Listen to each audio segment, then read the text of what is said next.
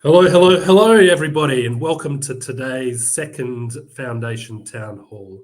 I'm Steve Pringle. I'm part of the Member Relations Division here at GRESB, and this is, as I said, it's the second one. We had a first one with mostly of our APAC members this morning, European time, where we had about 250 attendees and lots of questions. So to our Americas and European colleagues, fire away in that chat function. We want to see lots of questions come in, please. So today, it's going to be a pretty tight session. So initially we'll hear our foundation update from Sarah Walton, GRESB Director of Foundation and Stakeholder Engagement, before we move to an overview of the 2024 standards changes, the first of which will be delivered by Jos Blameyer, the Director for our Infrastructure Product, and followed by Charles Van Thiel, our Real Estate Product Director. In the second half of the show, our member relations team, led by Kevin Kirby and Anna D'Souza Peter, will be answering all our attendee questions, as I said, the ones that come in live, as well as Sarah. Sarah's kindly joined this evenings, or mornings for Sarah call, so she's also there to answer any foundation-related questions.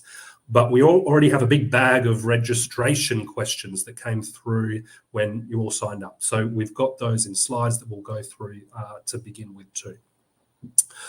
We'll do our best to get through as many as possible, but that won't be possible. So if you don't get your question answered, that will be followed up by our member success team. So you'll get an email back there.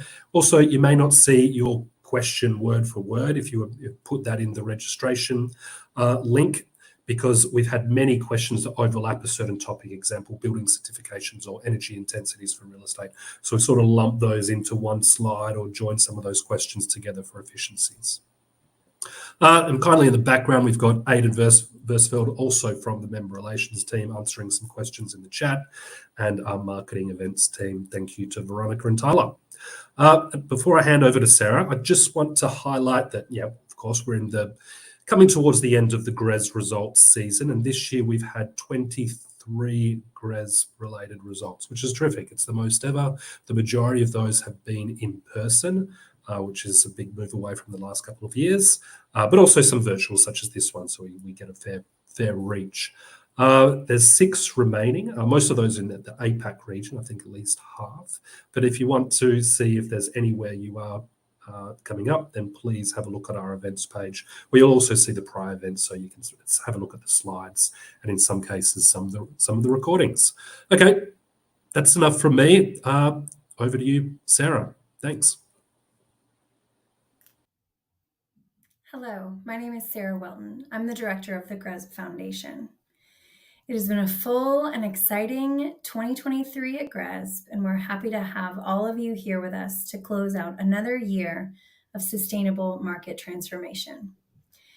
Today, I'm going to give you a brief overview of the foundation and how my team supports its governance of the standards. Then, I want to introduce the 2024 roadmap and talk about the near and long-term priorities for the standards. And finally, I will offer a friendly reminder that GRESB relies on your engagement and input to support the continuing development of the standards. The GRESB Foundation is an independent, mission-based nonprofit organization dedicated to owning and evolving the GRESB standards. The Foundation's mission is to support effective communication between institutional investors and managers, empowering them with timely, relevant, and high-quality information to help drive sustainable improvements in the management and operations of real assets. The result is better, more valuable real estate and infrastructure assets that benefit people and the environment. The Foundation is made up of a hierarchy of advisory groups, including the Foundation Board, the Real Estate and Infrastructure Standards Committees, technical working groups, and expert resource groups. This year, these more than 100 elective and active members spent countless hours reviewing and evaluating improvements to the standards, which are ultimately approved by the Foundation Board. Several of my colleagues and I, including the Chief Innovation Officer, the Chief Product Officer, and heads of real estate, infrastructure, and net zero help ensure these critical volunteers are supported throughout the standards annual review process. You can read more about the foundation, including its structure and mission, in the recently published 2024 roadmap. The roadmap also provides insight into the foundation's near and long-term priorities for the standard. The high-level development drivers are leadership and innovation, operational performance, standardization and alignment, policy and regulation, and data quality and interoperability. These drivers underpin how GRESB plans to continue to move the real asset industry forward toward sustainable value creation. An explanation of the current GRESB standards assessment structure is also included in the roadmap. We explain how the standards work in concert with other industry frameworks to reduce reporting burden. We also explain the short-term work plan for both the real estate and infrastructure standards, which my colleagues Charles and Joss will discuss later in greater detail. The roadmap will be updated on an annual basis to continue to provide you, our global stakeholders, greater transparency into the standards development process. My team and I hope you find it useful in explaining the importance of the GRESB Foundation and how it operates to evolve the standards alongside critical support from the industry. Speaking of industry engagement, we also help you take the time to engage with the foundation to support the continuing development of the GRESB standards. We rely on your participation in the standards committees, technical working groups, and expert resource groups to ensure the foundation considers global input as they evolve the standards. Please follow us on LinkedIn, sign up for our newsletters, and check out the website regularly to make sure you have the latest information on GRESB. We also include our call for applicants to join each of those foundation groups through those mediums. You're welcome to reach out to foundation@gresb.com if you have any questions related to the foundation. As we close out the year, I want to offer a big thank you to the foundation members who have volunteered hundreds of hours to ensure the GRESB standards remain independent, mission-driven, investor-led, and reflective of the real asset industry. And thanks to all of you. Your engagement is what makes the standards work, and your participation and support are what drive sustainable market transformation. Thank you. Hello, everyone. I'm Joss Blomeyer, Director of Infrastructure at GRESB, and I also serve as the Secretary to the GRESB Foundation's Infrastructure Standards Committee. Today, I'm thrilled to share with you the latest developments for the 2024 GRESB Standards for Infrastructure.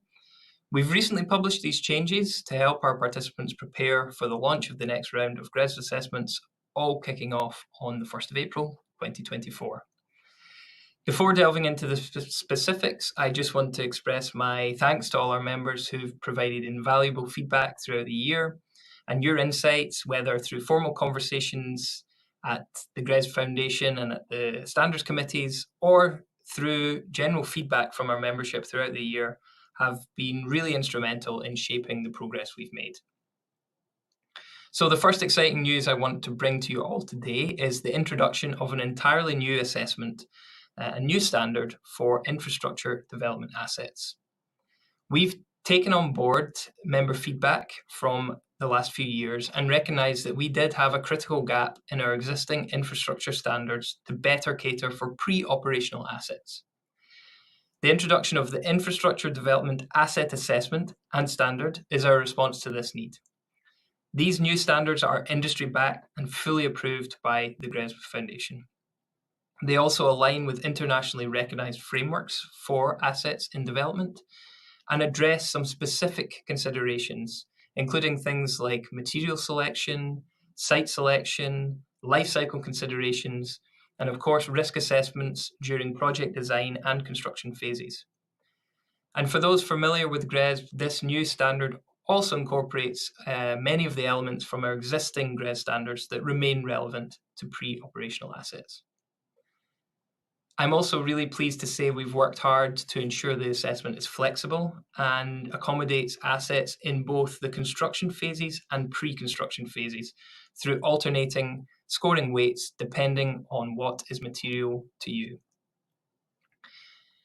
In terms of the impact on scoring, at the asset level, the new assessment operates in the same way as our current asset assessment does.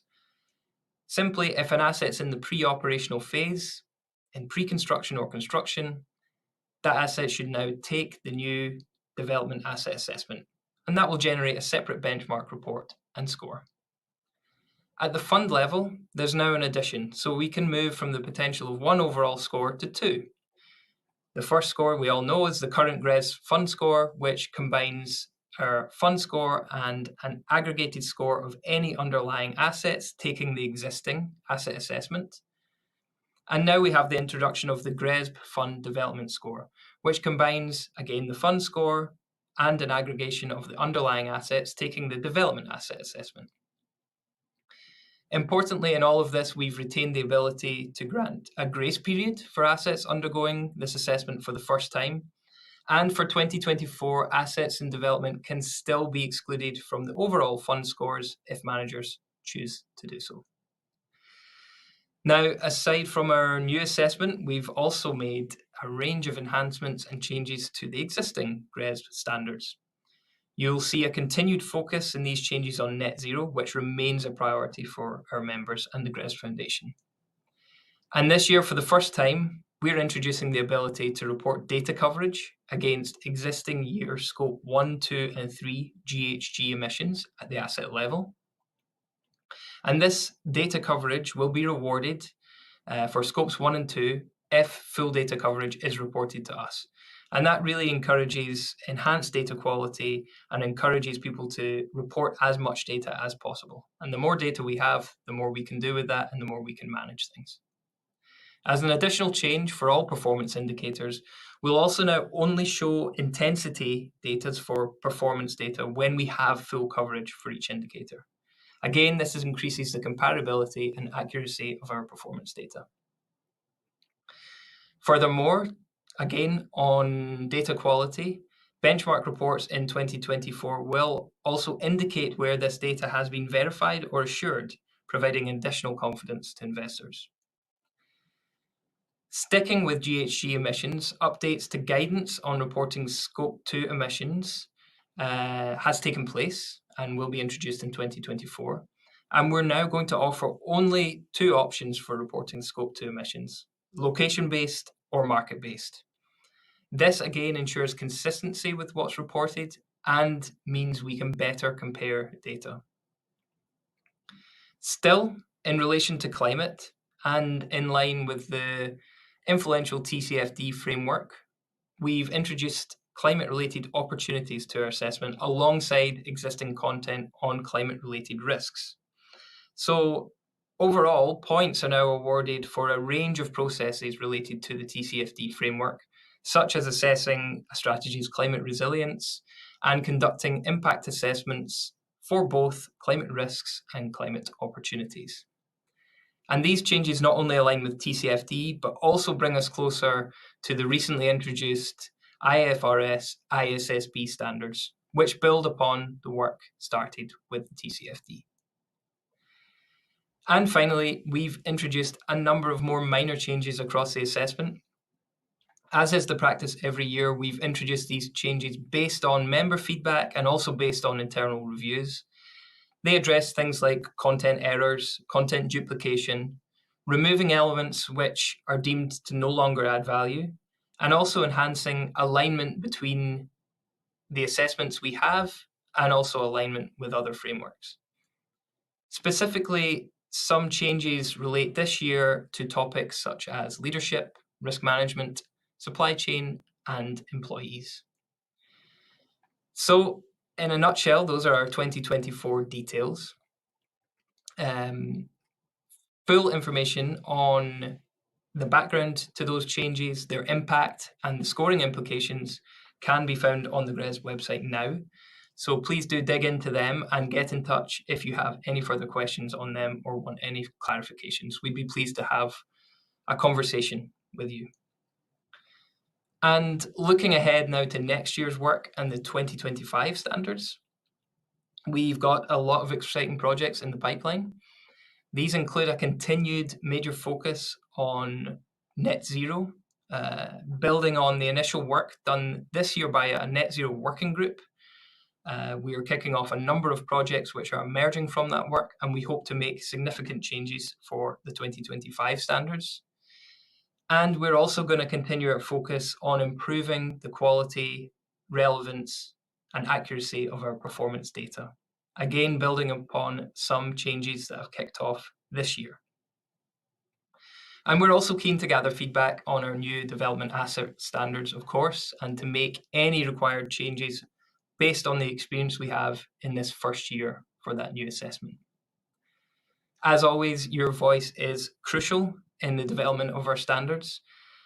And the GRESB Foundation, as an independent body, wants to hear more from you and wants to hear from across the infrastructure industry and across sectors, whether you're an investor, a manager, or just an interested stakeholder. So thank you for your contributions and your continued engagement. We will continue to aim to improve our infrastructure standards into the future and work with you more. Thank you very much. Good morning or afternoon, everyone. My name is Charles Van Thiel. I'm Director of Real Estate at GRESB, and I'm also acting as the Secretary to the Real Estate Standard Committee, or the RESC. The RESC is a committee who is responsible for maintaining and developing the real estate standard over time. And so as Secretary to the group and on behalf of the GRESB Foundation, I'm very happy to be with you today and to provide you with an overview of the 2024 changes affecting the real estate standard. Before we move on to the actual changes, I would like really to refer to some key documents. And the reason why we believe it's actually important to refer to those documents is the fact that we will not have the time to go through every single change impacting the 2024 standards, simply because there are too many. There are 16 in total. So these two documents, the GRESB Real Estate Standard List of Changes, as well as the Summary of Changes, for which both URL links have been provided at the bottom of these slides, are quite critical if you're in any way involved in the reporting process, in the GRESB reporting process every year. We strongly encourage you to have a look at those documents and dissect really what is relevant to know for next year. For example, the detailed document provides some information about each change, the rationale, where it comes from, why is the ESG topic relevant for the GRESB Foundation. And each change obviously comes with a description of how the scores is impacted next year, how the reporting process is impacted as well. So what new data metrics are required, new data points are required. If something that is no longer required, it's not just about adding new things, it's also about removing some content sometimes. And when applicable, some of these changes are also visualized in the way they appear in the reference guide and in the assessment in the GRESB portal. So at a glance, there is 16 changes in 2024. 8 are deemed general and 8 are minor. And I'll go back to what minor means later in this presentation. 11 impact the GRESB score and 5 do not impact the GRESB score. However, it's also important to recognize that the changes that do not impact the GRESB score may be seen as signals to the industry that things may impact the GRESB score in the future. So don't ignore these. I think these are important as well and show what's happening behind the scene as well. And finally, 9 are specifically impacting one indicator, respectively, and 7 are more methodological and can impact a variety of indicators that really affect the models behind the scene.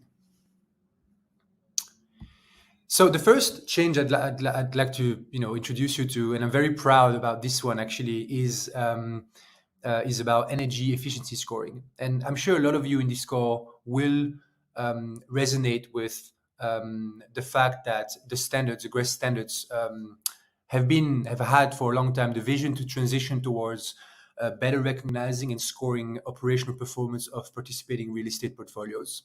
And as a first kind of a step towards that vision, in 2024, the standard will introduce a new section in the benchmark report for all participants that will indicate, that will provide scoring insights of the energy efficiency of these portfolios. Important to note that these scores will not be directly linked to the GRESB score. And the reason is that's actually intentional. The reason is to put the methodology out there to the industry so that the industry has the ability to review and to anticipate what those scores, how those scores could impact their portfolio and their reporting entities in the future. And we'll also be using this period to collect, to extensively engage with industry and collect additional information in order to further refine the methodology. So it starts with energy efficiency, because energy efficiency is very much seen as a key pillar of net zero, being the top priority for the standards and the GRESB Foundation. But you can expect such kind of changes to also impact other metrics in the future. The second change that I'd like to introduce you to relates to a topic that I'm sure a lot of you in the call are familiar with. It is building certification. And important to know that building certification is also a very high priority for the GRESB Foundation. And this change is the first change of a longer series of other changes on which the GRESB Foundation is currently working on. For example, there will be a working group dedicated set up in 2024, aiming to revise some of the criteria that building certifications, that the standard are using to recognize certifications. But this is the first step towards a longer series of changes. This change particularly takes its roots in the fact that the GRESB Foundation has established that building certifications do lose relevance over time, which means that a very old certification has less relevance than a very recent one. And currently, the GRESB standard does not appreciate the age of certifications. And so as a result, in 2024, there will be a new data point required from all participants, which will be reporting the certification year for all reported schemes by participants. And the scoring model of GRESB will then use that year as a data point in order to refine the scoring model, resulting in scores that would be then considering the age of certification. So essentially, we're talking about introducing a time factor in the scoring model, and this time factor will act as a scoring multiplier and will be as a function of certification year. A bit more information on what that time factor is. This table says it all. It's actually incomplete. It goes a bit further than 7 years, of course, but that's just a snapshot, and you're welcome to go to read the full documentation if interested.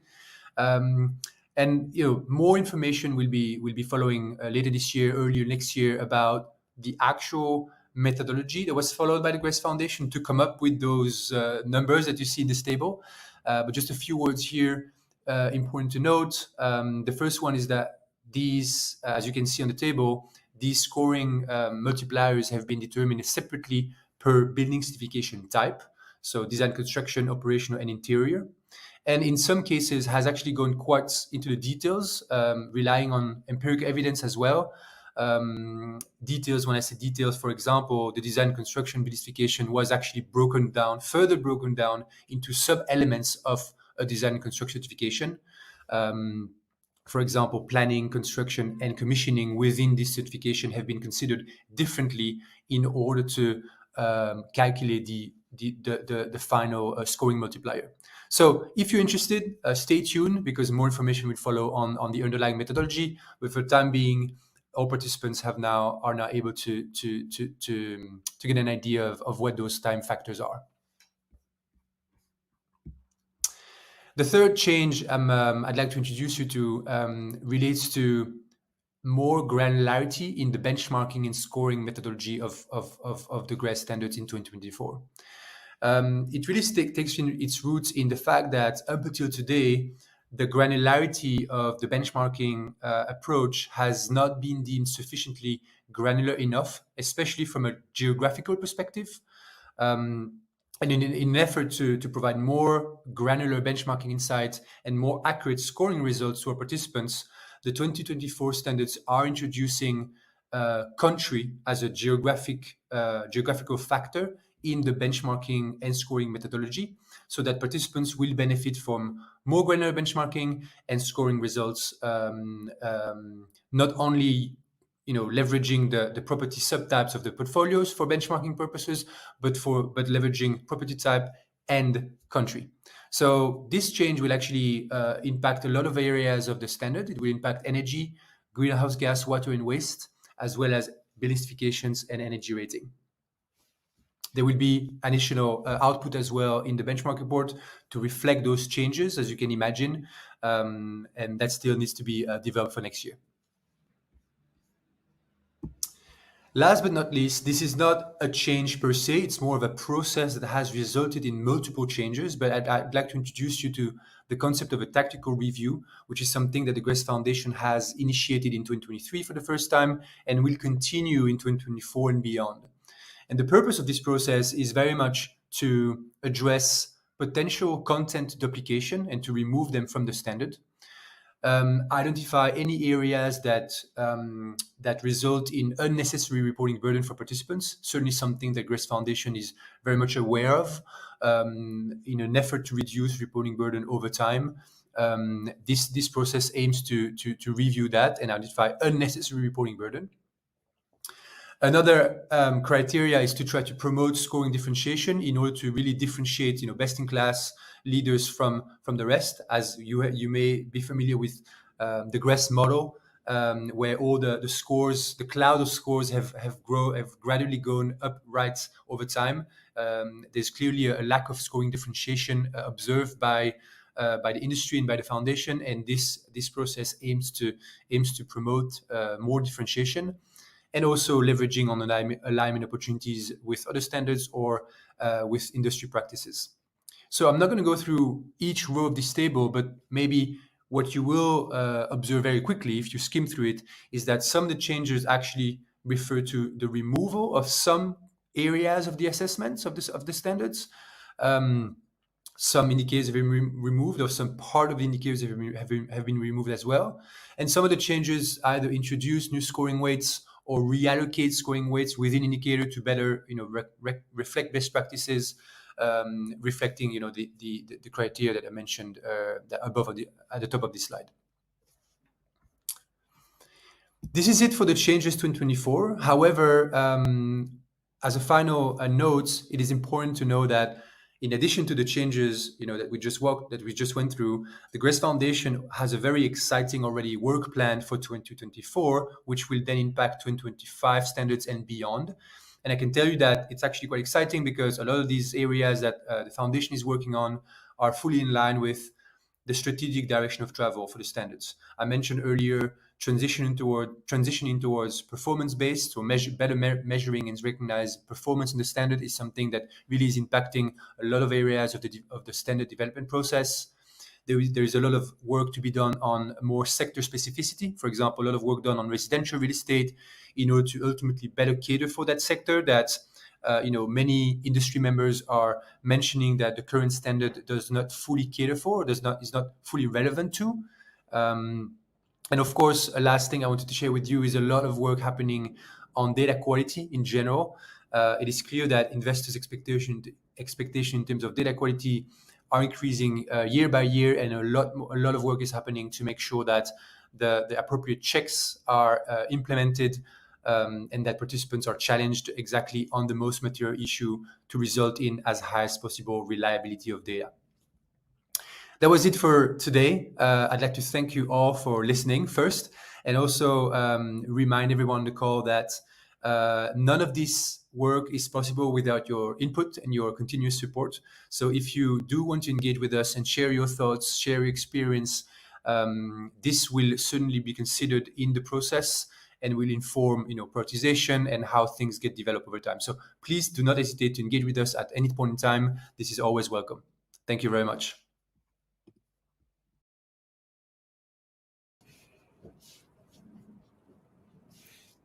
Hello, everyone. Good morning, good afternoon, good evening, wherever you may be based. My name is Kevin Kirby. I'm a part of the member relations team at GRESB, so that's what we call our account management team. And I will be taking us through, along with a couple of other colleagues, I'll be taking us through the Q&A session of the GRESB Foundation Town Hall. So yeah, I'm also joined by a couple of other GRESB colleagues, one of those being Anna and Sarah. So I'll let them introduce themselves. So maybe Anna, do you want to start? Sure. Thanks, Kevin. My name is Anna. I also sit at the member relations team, and my focus within the team is to support our infrastructure members. So very happy to be here and help answer any infrastructure related questions you might have. Go for it, Sarah. Thanks, Anna and Kevin. And yes, it's lovely to be with you guys today. As I mentioned earlier, I'm the foundation director. So I sort of handle all things foundation related and help support the iteration and evolution of the standards and help the healthy functioning of the GRESB Foundation. Great. Thanks, Sarah. So I guess just a bit of housekeeping as well as we kind of move forward through the session. So for those that are, of course, live and listening to us now, you do have the option of submitting questions via the chat. So I think it's on the bottom right of your screen. You'll see two arrows that expands the chat function to which you can, of course, input questions. We have a couple of colleagues monitoring that, and they are sending them to us so that we can answer them live. In addition, we've had a number of questions, as Steve mentioned earlier, we've had a number of questions submitted in advance of the call that we'll be going through. There's, of course, a lot of content building off of what Joss, Charles, and Sarah have gone through. So yeah, we'll try to keep the discussion dynamic as we move through it. There's a number of different topics, so I'll kind of do a few different, I guess, more overarching segments on topics just because there were some that had a lot of questions answered. So yeah, I think with that, I'll kick us off. So when we start, there were a few questions, of course, around the supplemental energy insight that's being introduced for 2024. So the first one around understanding which indicator this actually affects. So really what this is and what this supplemental energy insight, it's based off of course, the asset level data that's submitted as part of the GRESB assessment. Really, this is related to EN1, that's the specific indicator, but it's really built off of all of course, the energy consumption data that's reported via the energy tab of the asset spreadsheet. In terms of the way that this is scored, this is still kind of under discussion, as Charles alluded to in his segment of the presentation. However, what we will be, of course, introducing is the supplemental insight that will be presented in a way in the benchmark report. So it will not be affecting your GRESB score for 2024, although there is definitely a segment of this that will be disclosed within your results. Of course, allows you to contextualize how you could potentially score and how this would be implemented in 2025. But also the idea behind this is by not scoring it for 2024 is we want to pilot it. We want to see what the feedback is off of this. We want to understand how this really affects based on the new data and the way it's presented. So yeah, not affecting your score for 2024, but will be a supplemental insight that's included as part of the results release in October of next year. The last one around efficiency measures at the asset level. This is something that will not be changed for 2024. This was just really around energy in the way that it's being presented. But yeah, again, no change from the asset level spreadsheet. There is an additional column that's being added around non-operational energy usage, which I'll get to in a second, but really no massive asset level spreadsheet changes. One of the changes we do have to the asset spreadsheet is around isolating EV charging. So this is a change that you'll see in the asset spreadsheet. There'll be a new column similar to the way that we've captured outdoor areas and parking in the past, where we do capture non-operational energy usage. And really this will be in the form of EV charging. So of course, the way that EV charging was presented to us, or I guess submitted to us in the past, that was included in the overall energy consumption of the asset. But of course, as more EV charging is added to, to the assets themselves, that increases the consumption of the asset. So what we want to do is we want to separate this out so that if you are adding EV charging to your assets, and of course that increases consumption, that it's captured separately in what we will call the basically non-operational energy consumption fields. I believe there were a couple questions on this, so I'll just move to this slide now. So will this be bucketed separately in terms of the percentage of ownership in an asset in the assessment tables? As I mentioned, there'll be the column in the asset spreadsheet, so that one answers that. In terms of the scope of non-operational energy, this is currently something, of course, we understand this to be EV charging so far, but there have been some submitted questions to us that the product team is currently researching. Even this morning, we had a question around snow melting and whether snow melting was considered a non-operational energy use. I'm assuming that's probably snow melting off of the roofs. But these are some of the things that we have to continue researching as we put out the standards. So yes, right now the scope is limited to EV charging, but that's currently being researched as that could be expanded upon. The last one around, is it mandatory to report the data separately? If you have the data, if it is sub-metered, you do want to report this separately. If it is not sub-metered, then it has to be reported in just the overall bucket of energy consumption.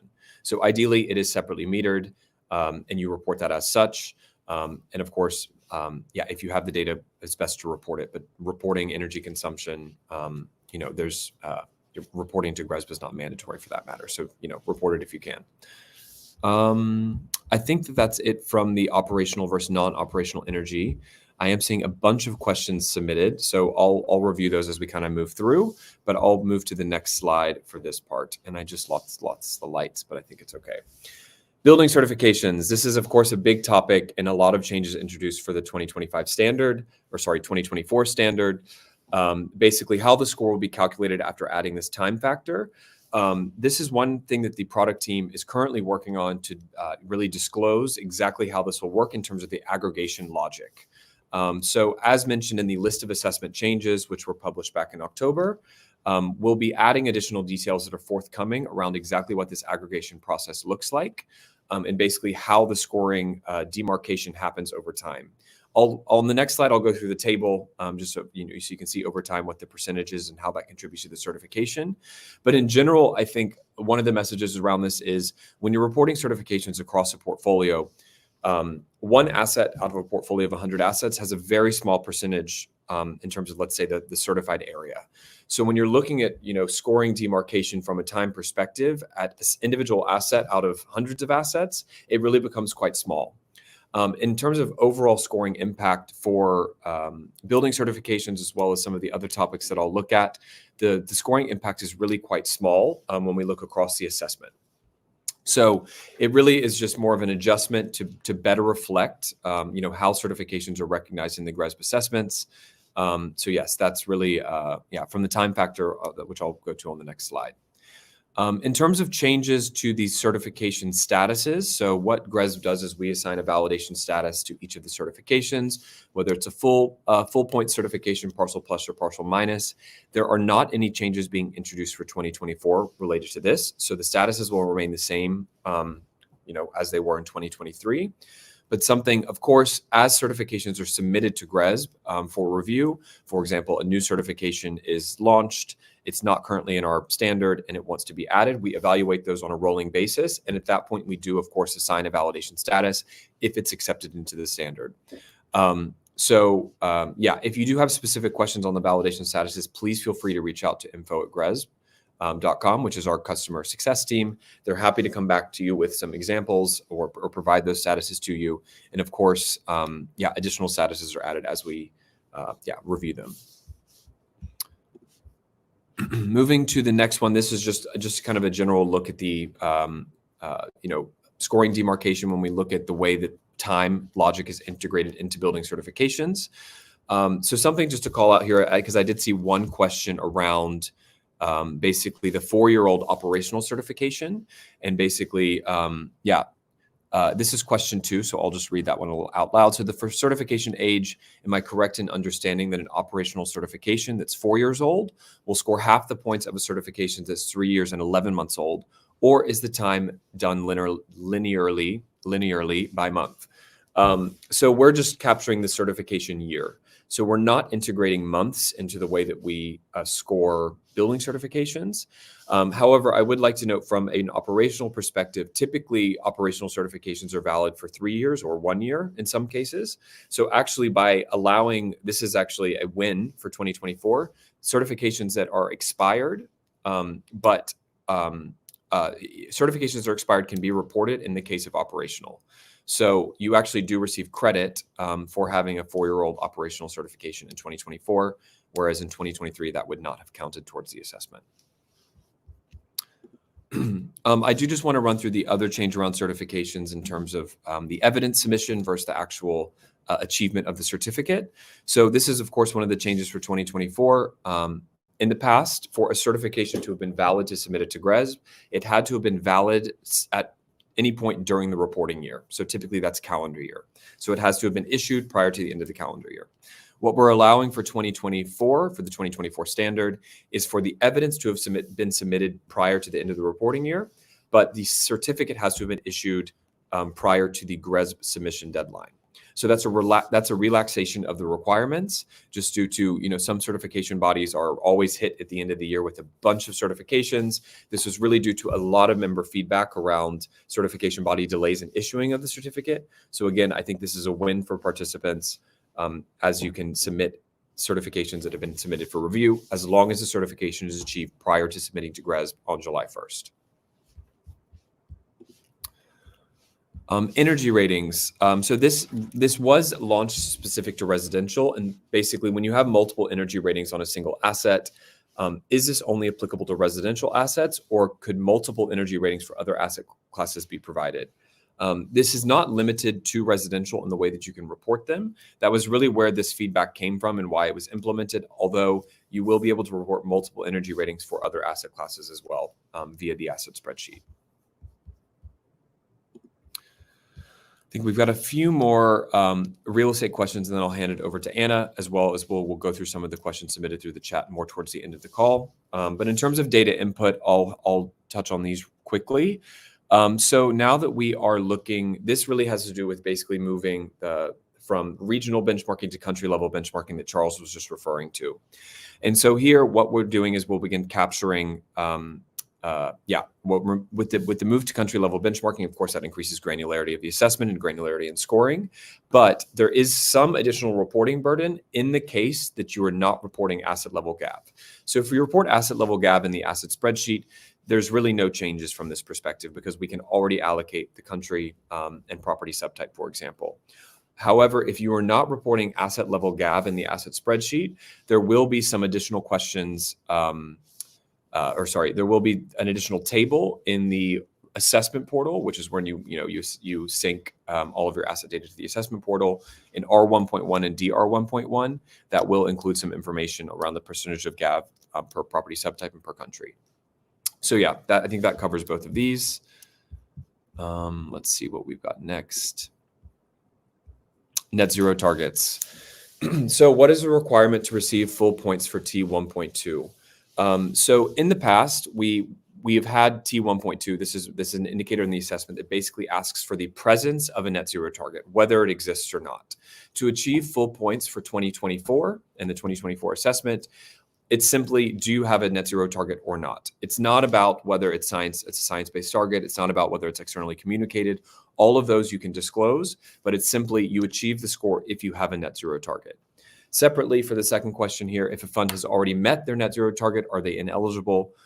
No, of course not. There has been a target that was set. The target has been met as long as it's disclosed that there is a net zero target.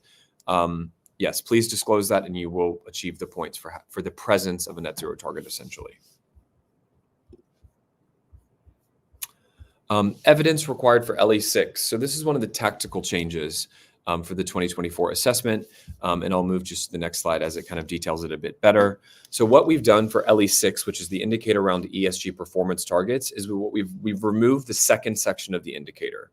So basically the indicator is if you have ESG performance targets, do they have financial consequences or non-financial consequences? Previously, you had to document financial consequences and non-financial consequences. We've removed the non-financial consequences section, meaning that the document itself does not need to reference this anymore. However, when you are documenting this indicator, please ensure that each personnel group that's selected is backed up with the financial consequences.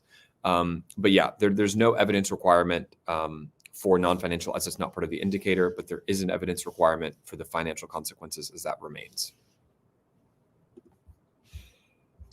Country level benchmarking and basically how this will be affecting the score. So of course, as this has been developed over the past, roughly probably year with the foundation, what GRESB has been able to do is understand the impact of scores moving to country level benchmarking has. It's actually quite a minimal impact. I think the average score change was like 0.1 or 0.2 points, across the benchmark. However, there, of course, moving to country level, what we're doing here is comparing Dutch high-rise offices, Dutch high-rise office, compared to last year, it was basically all European high-rise office were in the same bucket. So by moving to country level benchmarking, we have the granularity. And some countries are affected more by others just because that's the direction we're moving. On average, though, it's a very minimal impact. So there's really should not be too concerned from that perspective. Intensity representativeness. So this is around how GRESB calculates energy intensities and display them in the benchmark reports. So we now have it used to only be 100% coverage for that calculation to happen. Intensities have not been scored in the past, and they're not scored for 2024. We will have that supplemental energy insight. But in terms of the way that we display them in the benchmark reports, we now are lowering that threshold to 50% coverage. The 50% data coverage, the way that GRESB uses that, of course, is area and time. So that's just our general approach for this and the way that it will be displayed in the benchmark reports and basically the qualification.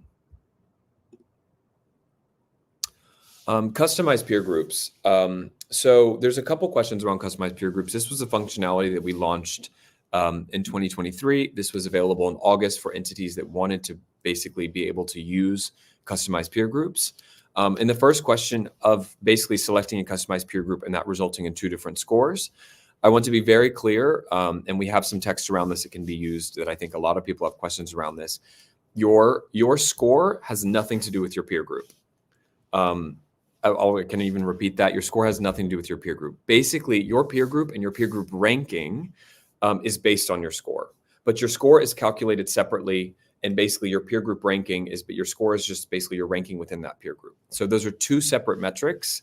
A peer group is really just the way that, of course, you report to GRESB. It's based on your location. It's based on your asset classes and sectors that you operate in. But you will not have 2 different scores. Your score is always your score. The second one, does a customized peer group have to be chosen? Are there limitations? We will be, of course, increasing the functionality of what can be done in 2024. However, what can be done is, of course, always based on your portfolio. So you can't be in a peer group that has nothing to do with how you're reporting to GRESB, your asset classes and location. So no, we have received a good amount of feedback on the pilot of what we did for this year. But yes, that's something that we're currently working on with the product team. If you do have additional feedback on this, we're happy to collect that and as the product development team works on it. Embodied carbon. When will embodied carbon be scored? So of course, this is a great question. Embodied carbon is a highly relevant topic. It's been identified as a highly relevant topic as part of the standards development process. We can't answer this question for the time being. However, what we have committed to is launching a working group around embodied carbon. Sarah, maybe I'll turn it over to you to chime in and kind of, turn it over to you just to give us a bit of context around embodied carbon. Yeah, no, it's a great way to talk about, we need to do the research in order to implement a score, right? So we need to do the diligence around these different topics to understand the materiality and also, the importance to both infrastructure and real estate. So I do not have a timeline of when it will be scored, but as Kevin mentioned, we, have committed to prioritizing this topic and putting together a working group in the near future. Again, I'm a bit bullish on timing, but can't be too precise more than that. Great. Thanks. Yeah, and I think what will be expected of data quality, this is also something that can be answered by this working group. So I guess in general, what we did for 2023 is we did expand the data collection process around embodied carbon in the development component. So something that, of course, our team can do is use that data to help facilitate the discussions of the forthcoming working group. So that's kind of the baseline we're working with. It's more about capturing the data, researching it further, and then, of course, over time, developing that.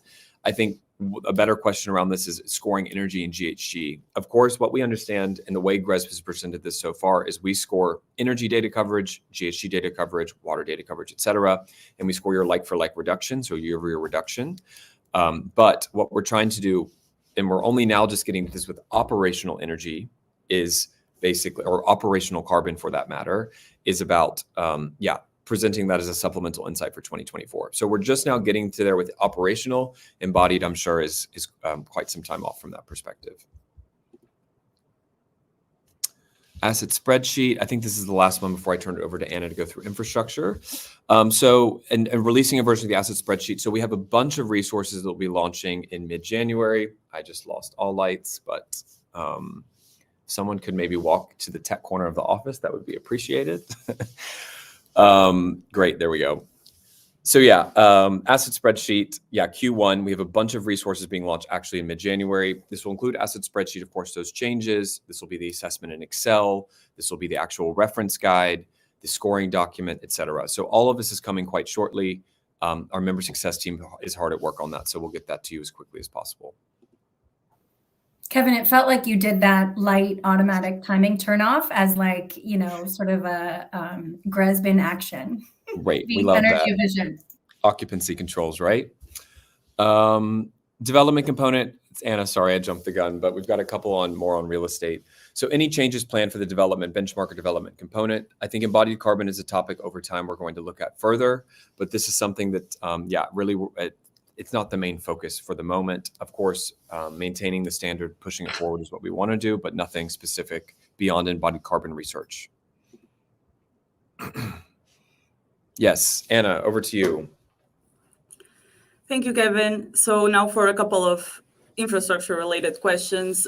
This one is about data coverage in the GH1 indicator. I think this is actually one of the most significant changes coming up next year, where we'll be asking participants to report on data coverage for their greenhouse emissions as part of their performance component.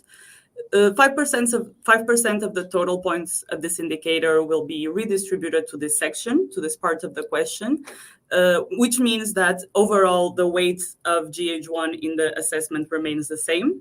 We'll just have a redistribution of the points. In order to achieve full points in this category or in this section, you will have to report 100% data coverage for scope 1 and 2 emissions. So scope 3 not included in this. Can you please move to the next slide, Kevin? Yep, there you go. Yeah, thanks. Another change coming up on the stakeholder groups of SE2, where we'll basically consolidating the checkbox options or the answer options that you have, leaving only contracts and suppliers for tier 1 and contract suppliers beyond tier 1 and the other answer option. In this question, someone asked us if with those changes, it would now be mandatory to select other in order to achieve full points. That's not the case. Each of the answer options, each of the 3 answer options will be worth half of the points. So you'll need to select 2 out of 3 to get the full score. Next and one. the last one. Yeah. So this one relates to the changes to the leadership part of the assessment.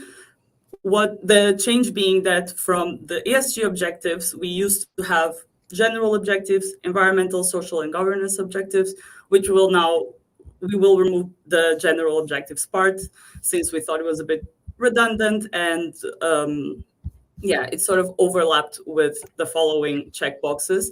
In terms of evidence, the methodology or the process remains the same. You just won't have to worry about general objectives and should focus on evidence that clearly specifies your environmental, social, and governance objectives. Maybe I can have a quick look through the question. Yeah, maybe, Anna, a good one is question 6. So around sector specificity for infrastructure asset. I think that's a good one via materiality. So yeah, if you want to spend some time going through that. Yeah, exactly. I can go through that really quickly. So in a more general way, we'll have already on our website the 2024 infrastructure asset materiality and scoring tool, where you'll have the sector definitions. But also maybe I can take a bit of time to speak of some changes coming up to materiality in the next year, where basically, let me pull it up really quickly, where we'll basically have some sectors that have medium materiality for GH1 and for net zero, which didn't happen in 2023. The sectors being environmental management, coastal and riverine locks, flood control, and the other sector. I think that's about what we have. Oh, maybe we can, that's actually, I think, a bit for infrastructure and real estate. But we had a question on data centers. Oh, yeah, that's a good one. And the fact that funds are sort of have an even split when reporting for either real estate or the infrastructure assessment. From our point of view, this is ultimately a decision that rests with the manager, or maybe with the requests that you get from your investors. The questions, or at least some of the questions in the assessment, will change depending on which one you decide to report on, which means depending on which data you collect or which data you want to show to your stakeholders, you might decide on one or the other. I think, Kevin, I don't know if there's anything you'd add to that. No, I would say if it, depending on whether you want to do infrastructure or real estate for data centers, is really probably based on investor request or the way that you classify your investment internally. So or even if you were to come to GRESB to advise, we won't advise because it's really up to you and how you classify that investment. Okay, I think I see a couple more via the chat. So one, really around energy rating. So Energy Star certified, ARC Energy Performance Score, ARC Energy Performance Certificate, and basically energy ratings and building certifications as a whole. So this is the first working group that we will be launching in 2024. Sarah, it's the first, right? I'm reluctant to put, timing. I know you're catching me at being a very conservative, which I'm not typically quite so reluctant. But yeah, you hit it on the head. We need to do again the research around this. So we will put together a working group that will investigate, the world of certifications. We all know there are many, and making sure that I won't say we'll look at equivalencies per se, but that there is sort of a minimum base standard in order to be deemed relevant to GRESB. So we will not be, pitting any against each other or saying this one's better, but setting essentially a threshold. Great. And then I see one on, let me see what I want to answer here. Yeah, so a recent question on basically, is it expected that water efficiency and waste management indicators will be included the same way that we're introducing this energy supplemental insight? I think that that's very much an intention over time. This is not something that we want to do, of course, with 2024 or even probably 2025. But what we want to take the learnings from what we'll be piloting in 2024 with the energy supplemental insight, seeing what we could do with potentially carbon, and then water and waste. Of course, those are performance metrics, KPIs that everyone wants to benchmark themselves and get against participants, your peers, for example.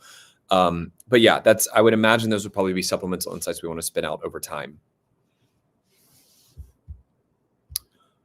Just bearing in mind, we have one more minute. Maybe there was one slide on just kind of general scoring impact for 2024. So there is some, of course, just general scoring impact. For example, let's talk about the net zero target. Basically, if you don't have a net zero target and you didn't in 2023, or sorry, you did not in 2022 and you do not in 2023, you cannot achieve this point. So your score would drop by a point, for example. Of course, this is a direct mapping of where the scoring will change year over year. So this can be the expected changes you can see here, as well as, of course, just the overall moving to country level benchmarking. As I've mentioned, that's quite a small change for the vast majority of members. It's just more about the granularity. So yes, there is, of course, still some scoring impact in the list of assessment changes for real estate infrastructure, asset infrastructure fund. You can see whether there's a scoring impact per basically kind of decision item, if we want to call it that. So please have a look at that and get in contact with our team. I think with that, I'll go ahead and close the call just because I realize we're at time. And what we will do is we'll get to all of the questions that were submitted to us, follow up with you individually. I definitely want to thank everyone for taking their time to tune in today. We had some nice presentations from a lot of the GRESB team. It's, of course, great to engage with you, and we want to keep it up moving forward. And thanks to Sarah, Anna, Steve, et cetera, all for joining here, and those for the GRESB team, event staff, et cetera. So thanks, everyone. Hope you have a great rest of your Wednesday. And yeah, we'll be in touch soon, I'm sure. Thank you.